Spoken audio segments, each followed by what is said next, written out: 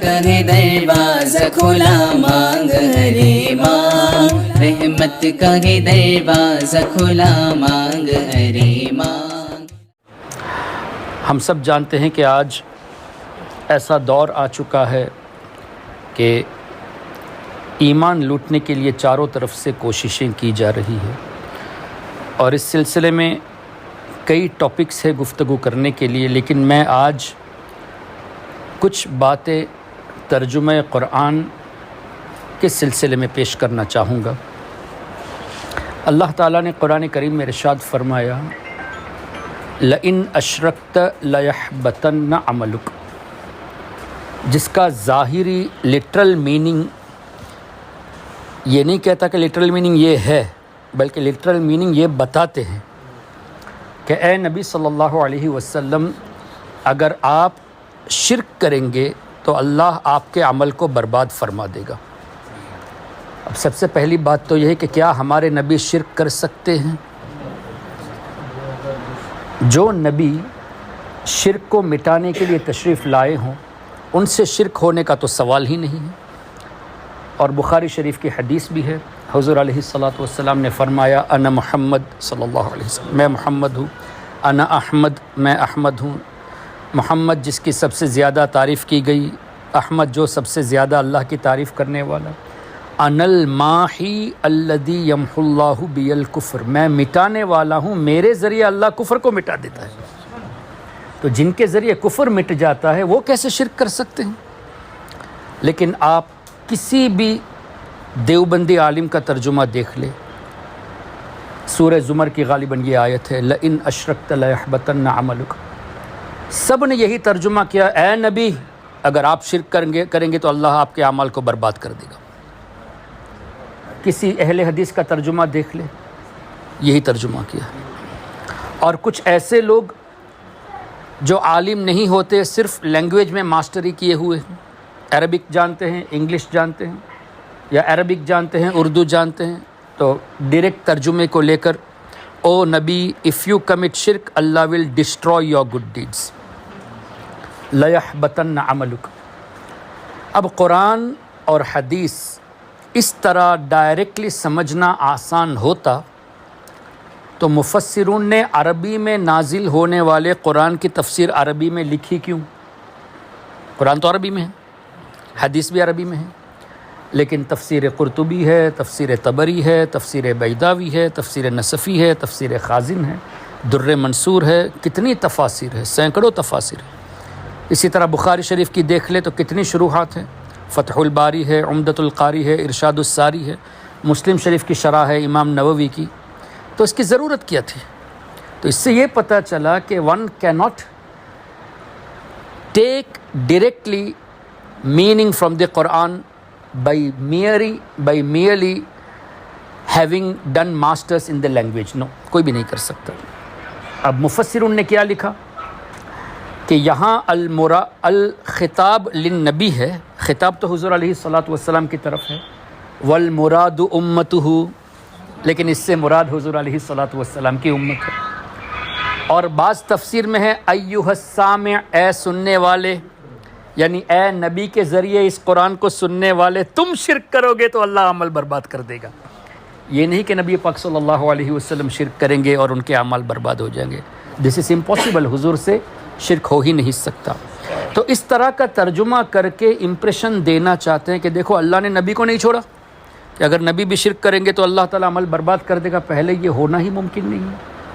اسی طرح ایک اور آیت وَلَئِنِ اتَّبَعْتَ أَهْوَاءَهُمْ من بعد ما جاءك من العلم ما لك من الله من ولي ولا نصير، اس طرح کی دو آیتیں سورہ بقرہ میں ہیں، 120 یا 121 اور اسی طرح 140 یا 41، پہلے پارے کے آخر میں اور دوسرے پارے کے شروع میں، جہاں اللہ فرماتا ہے اے نبی اگر آپ یہودیوں کی اتباع کریں گے تو اللہ آپ کی مدد نہیں فرمائے گا۔ اب اگین کوشچن ارائزز، کیا نبی یہودیوں کی اتباع کر سکتے ہیں؟ وہ تو ان کو بھی تعلیم دیے تھے، اسلام کی دعوت دیے تھے، so how can he follow the desires, how can he obey, how can he follow the Jews and the Christians? It's impossible. لیکن آپ کسی بھی دیوبندی عالم کا ترجمہ دیکھ لے، وہابی کا دیکھ لے، اہل حدیث کا دیکھ لے، یہی ملے گا، اے نبی اگر آپ اتباع کرو گے تو اللہ تعالیٰ آپ کی مدد نہیں فرمائے گا، جبکہ اللہ نے تو نبی کو مددگار بنایا ہے۔ انما ولیکم اللہ ورسولہ، بے شک اللہ تمہارا مددگار، اللہ کے رسول مددگار۔ تو اللہ کیسے یہ فرمائے کہ اے نبی میں آپ کی مدد نہیں کروں گا، اللہ کی مدد سے تو حضور مددگار بنیں گے۔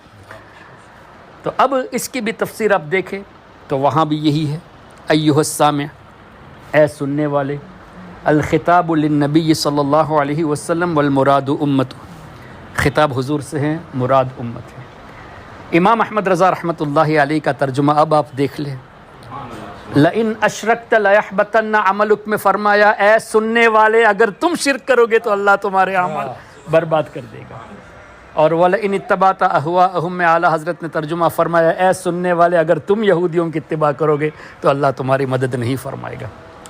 دیکھو کتنی کلیئرٹی ہے، کتنی آسانی سے ہم سمجھ سکتے ہیں کہ ان لوگوں نے کس طرح حضور علیہ الصلاۃ والسلام کے بغض میں لوگوں کے ذہنوں کو خراب کیا ہے۔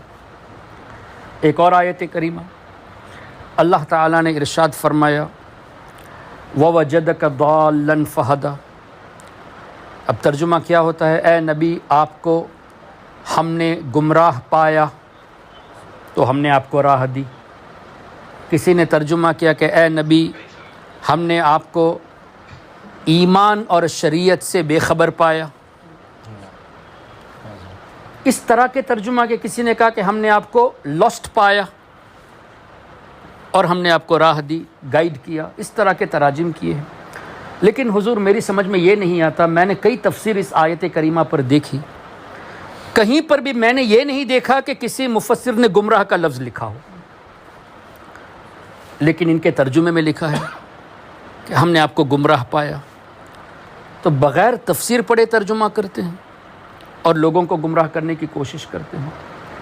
اب یہاں کیا ہے اس کی تفسیر آپ اٹھا کر دیکھ لیجئے، وَوَجَدَكَ ضَالًّا فَهَدَىٰ میں ایک تفسیر میں تو یہ ہے، بلکہ اکثر تفسیر میں نے دیکھا کہ نبی پاک صلی اللہ علیہ وسلم بچپن میں جب ان کے چچا کے ساتھ ملک شام گئے تھے اس وقت تھوڑی دیر کے لیے گم ہو گئے تھے، تو اس کا اللہ تبارک و تعالی نے یہاں تذکرہ فرمایا۔ تو تھوڑی دیر کے لیے گم ہو جانا، نظروں سے ہٹ جانا اور ہے، اور گمراہیت کی طرف جانا اور ہے۔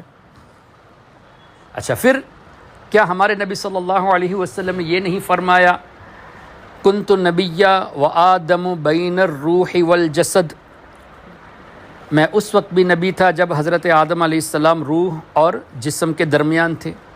اس طرح کی دو روایت ہے، ایک ہے کنت نبیّا وآدم بین الماء والطین، حضرت آدم علیہ السلام مٹی اور پانی کے درمیان میں تھے تب میں نبی تھا، او کما قال۔ لیکن اس حدیث کو، ماء اور تین کی حدیث کو کچھ لوگ نہیں مانتے، ضعیف مانتے ہیں، لیکن ابن تیمیہ نے بین الروح والجسد کو صحیح کیا ہے، صحیح کہا ہے کہ یہ حدیث صحیح ہے۔ تو ہم دونوں پیش کرتے ہیں، اور روح اور جسد والی ورڈنگ میں فرق ہے نا، اس ورڈنگ کو تو مانتے ہو، معنی تو ایک ہی ہوا نا، پانی اور مٹی کے درمیان ہونا، روح اور جسد کے درمیان ہونا۔ And of the day before the creation of آدم علیہ السلام آ نبی واز اے پروفٹ، یہی تو ہوا نا۔ تو جب ہمارے نبی پہلے سے نبی تھے تو گمراہ ہونے کا سوال کیسے جب وہ نبی تھے؟ اس لیے کہ نبی ہوتا ہی دوسروں کو گائیڈ کرنے والا، تو گمراہ ہونے کا سوال ہی نہیں ہے۔ اسی طرح میں نے غالباً قرطبی میں دیکھی تو امام قرطبی فرماتے ہیں کہ یہاں مراد دال سے محبت بھی ہے، کہ ہم نے آپ کو اللہ کی محبت میں خود رفتہ پایا، اور وہ دلیل کیا دیتے ہیں، تاللہ انک لفی ضلالک القدیم۔ حضرت یعقوب علیہ السلام نے جب ارشاد فرمایا انی لاجد ریح یوسف، میں یوسف کی خوشبو محسوس کر رہا ہوں، جبکہ حضرت یوسف علیہ السلام خود تشریف نہیں لائے تھے، ان کے جبے مبارک کو بھیجا تھا، لیکن حضرت یعقوب علیہ السلام فرماتے ہیں کہ آئی سینس، میں ان کی خوشبو کو محسوس کر رہا ہوں۔ اس طرح قرآن کریم کی آیت کریمہ۔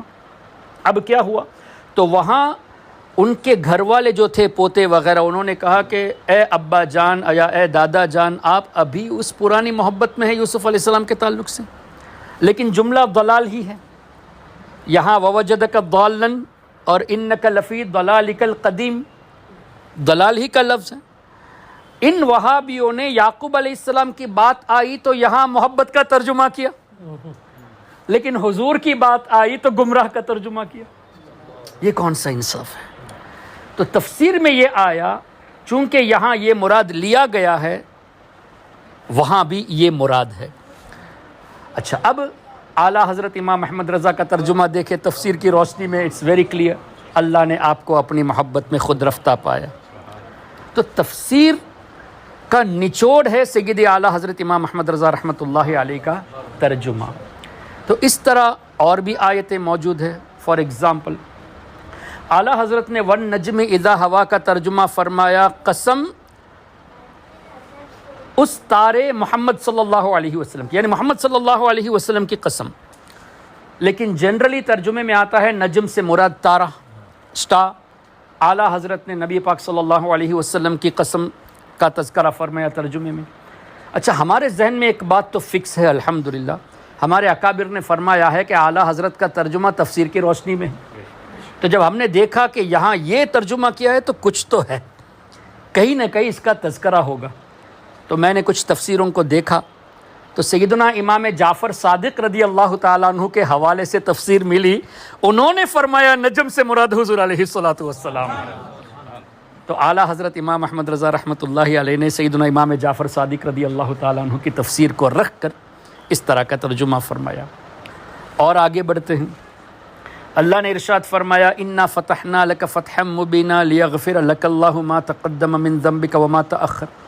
اب اس کی کئی تفسیر ہے. نبی پاک صلی اللہ علیہ وسلم کی عصمت مراد ہے، حضور کے صدقے میں امت کی بخشش مراد ہے. لیکن ترجمہ ان لوگوں نے کیا کیا، اے نبی اللہ تعالیٰ آپ کے اگلے اور پچھلے گناہ معاف فرمائیں. اچھا، ہم ان سے ایک سوال کرنا چاہتے ہیں. پچھلے گناہ معاف ہو گئے اکارڈنگ ٹو یو، تو اس کا مطلب حضور علیہ السلام پہلے گناہ کیے ہیں. اور فیوچر کے گناہ اللہ معاف کر دیا، تو اس کا مطلب فیوچر میں حضور گناہ کرنے والے ہیں جس کو ایڈوانس میں اللہ نے معاف کر دیا. اگر حضور علیہ السلام فیوچر میں گناہ کرنے والے ہیں تو اللہ نے یہ کیوں فرمایا میرے نبی کی اتباع کرو، تب تو گناہ پر عمل کرنا ثواب ہونا چاہیے. اگر حضور گناہ کرتے فیوچر میں تو اس گناہ پر عمل کرنا ہمارے لیے ثواب ہونا چاہیے. کیوں؟ اس لیے کہ اللہ نے فرمایا لقد کان لکم فی رسول اللہ اسوۃ حسنہ، حضور کو اسوہ حسنہ کے طور پہ اللہ نے بنایا ہے ہمارے لیے. تو حضور کو فالو کرنا اس میں ثواب ہے. تو اگر معاذ اللہ حضور گناہ کرتے ہیں تو ہم نے وہ عمل کیا تو ہم گنہگار تھوڑی ہوئے، ہم تو ثواب کے مرتکب ہوئے، اس لیے کہ حضور کی اتباع ہم نے کی جو اللہ کا حکم ہے. اب تفسیر کو دیکھتے ہیں. تفسیر میں مفسروں نے کیا ہی باتیں ارشاد فرمائی کہ یہاں مراد من ذنب امتک، حضور علیہ الصلوۃ والسلام کے امت کے گناہ مراد ہے. اب اعلیٰ حضرت نے کیا ترجمہ فرمایا، اے حبیب صلی اللہ علیہ وسلم اللہ نے آپ کو روشن فتح عطا فرمائی تاکہ آپ کے صدقے میں آپ کے اگلوں کے اور پچھلوں کے گناہ اللہ معاف فرمائے. تو یہ کتنی کلیئرٹی ہمیں اعلیٰ حضرت کے ترجمے میں ملتی ہے. اور اس سے یہ بھی پتہ چلا کہ یہ لوگ ایسے ہی لینگویج کی بیس پر اور بغض کے بیس پر ترجمہ کر ڈالتے ہیں.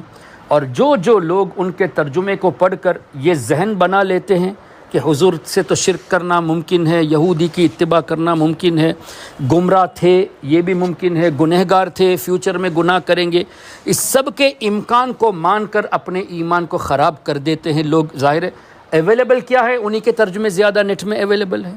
تو ہمیں چاہیے، آپ نوجوانوں کو چاہیے کہ کنز الایمان اعلیٰ حضرت امام احمد رضا کا ترجمہ جو تفسیر کی روشنی میں ہے اس کو ہی پڑھے. اور اگر ہمارے دوسرے سنی علماء نے اس طرح کا ترجمہ تفسیر کی ہے تو پڑھے. لیکن اعلیٰ حضرت کے ترجمے کے بعد جو کلیئرٹی ہمیں تفسیر کے روشنی میں مل گئی تو کوئی بھی علماء سنی عالم اگر کرے گا تو اسی کو بیس کر کے کریں گے. تو ہمیں چاہیے کہ جو اس بیس پر کیا گیا ترجمہ ہے اس کو پڑھے اور اس کو عام بھی کرے. میری آپ سے گزارش یہ ہے، اللہ نے اگر توفیق دی ہے تو یہ ارادہ کر لے کہ میں کل 10 قرآن کریم کا ترجمہ کنز الایمان خرید کر 10 لوگوں کو تقسیم کر دوں گا. جن لوگوں کا ایمان بچ جائے گا ان سب کا ثواب آپ کو ملے گا. کسی میں طاقت ہے 100 کرنے کی تو 100 کر لے، کوئی چاہتا ہے کہ چلو میں کم سے کم 1 ہی کروں گا 1 ہی کر لے. لیکن پروموٹ کرنے کی کوشش ضرور کیجئے. اس سے انشاءاللہ جب تک وہ پڑھتے رہیں گے آپ کو بھی ثواب ملے گا. اور آپ ریسرچ کے لیے میں نے جو باتیں کہی ہیں چونکہ ریکارڈنگ بھی ہو رہی ہے، ریسرچ کے لیے آپ ان ترجموں کو سامنے رکھ کر دیکھیے گا تاکہ آپ اپنی آنکھوں سے دیکھ کر مشاہدہ کر لیں کہ کس طرح ایمان کو لوٹنے کی ان لوگوں نے کوشش کی ہے اور کرتے ہیں. Why? Because still they are publishing the same translations. تو ہمیں چاہیے کہ ہم اس پر توجہ دیں اور کوشش کریں اس بات کو اور آگے پہنچائے تاکہ ہمارے نوجوان طبقہ یہ بچ جائے، اور خاص کر عورتوں میں اس کو پروموٹ کرنے کی ضرورت ہے. کیوں؟ اس لیے کہ عورتیں اگر سنبھل جائیں گی تو ہماری پوری فیملی سنبھل جائے گی. تو عورتوں کو بھی جو ہے نا ترجمہ کنز الایمان جو ابھی انگلش میں بھی اویلیبل ہے، اردو میں تو ہے ہی، اس کو پروموٹ کرنے کی کوشش کرے. اللہ تعالی ہم سب کے ایمان و عقیدے کی حفاظت فرمائے. سبحانک اللہم و بحمدک اشہد ان لا الہ الا انت استغفرک و اتوب الیک. والسلام علیکم ورحمۃ اللہ.